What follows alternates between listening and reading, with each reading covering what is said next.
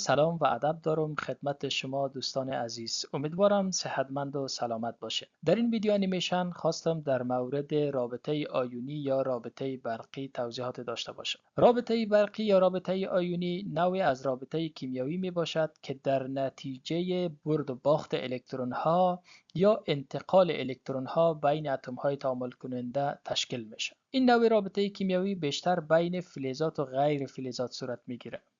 چون فلزات به عنوان اتم ها یا عناصر الکترون دهنده یا الکتروپوزیتیو الکترون های ولانسی خود از دست میده و غیر فلزات به عنوان اتم ها یا عناصر الکترونگاتیو یا الکترون گرنده الکترون ها را از فلزات جذب نموده که در نتیجه اتم های فلز و غیر فلز به ذرات چارجدار تبدیل میشه که به نام آیون ها یاد میگردند.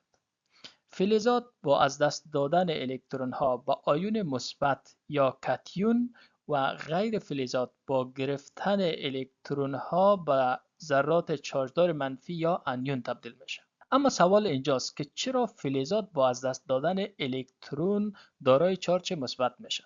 در حالت عادی هر اتم به لحاظ چارج برقی خنثی است، چون تعداد پروتون ها و الکترون ها در حالت عادی بر یک اتم مساوی می باشد. زمانی که یک اتم الکترون های خود از دست میده، تعادل بین چارج های مثبت یا تعداد پروتون ها و الکترون هایی که در اطراف هسته اتم است بر هم میخوره، چارج منفی کم میشه، به این لحاظ اتم ها یا عناصر دارای چارج مثبت میشه و زمان یک عنصر یا اتم چارج منفی رو به خود میگیره که تعادل چارج های مثبت و منفیش بر هم بخوره.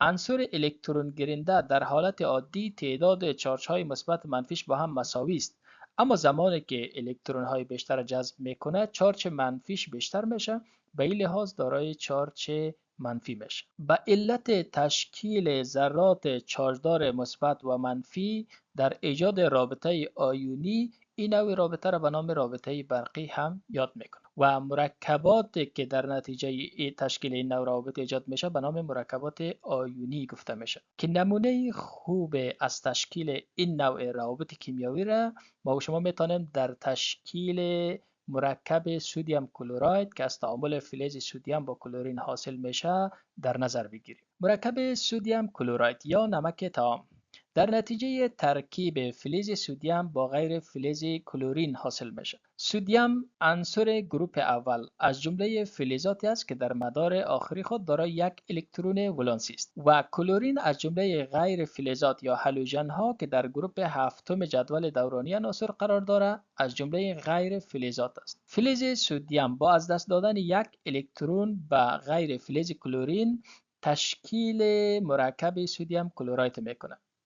قسمی که با از دست دادن یک الکترون ولانسی فلز سدیم تبدیل میشه به کاتیون سدیم با چارج مثبت 1 و غیر فلز کلورین با گرفتن یک الکترون از سدیم تبدیل میشه به انیون کلورین با چارج منفی 1. زمانی که این ذرات چارجدار تشکیل میشه یک قوه جذب برقی بین کاتیون فلز و انیون غیر فلز حاصل میشه که سبب ایجاد مرکب سدیم کلراید یا کریستال های نمک طعام میشه که این مرکب یک محصول از رابطه آیونی می باشد. در حالت عادی فلز سدیم دارای 11 پروتون در هسته خود و 11 الکترون در اطراف هسته اتم خود می باشد که به لحاظ چارج برقی در حالت تعادل قرار دارد یا خنثی است. اما زمانی که یک الکترون سدیم به کلورین از دست میده، تعادل چارج ها در اتم سدیم بر هم میخوره. تعداد پروتون ها ثابت میمونه، اما الکترون ها از 11 میرسه به 10، یک الکترون کم میشه. در نتیجه اتم سدیم تبدیل میشه به یک ذره چارجدار مثبت که ایره به عنوان یک چارج مثبت اضافی بالای سدیم به شکل نمایش میده. در مقابل عنصر کلورین در حالت عادی دارای 17 پروتون در هسته خود و 17 الکترون در اطراف هسته اتم خود می باشد که در حالت عادی این اتم هم به لحاظ چارج برقی خنثی است، اما با گرفتن یک الکترون از فلز سدیم اتم کلورین دارای الکترون های بیشتر نسبت به تعداد پروتون های موجود در هسته خود میشه. این تعداد الکترون ها میرسه به 18 که یک الکترون نسبت به تعداد پروتون ها بیشتر است. به این لحاظ اتم کلورین دارای چارج منفی میشه و تشکیل انیون کلورین میکنه.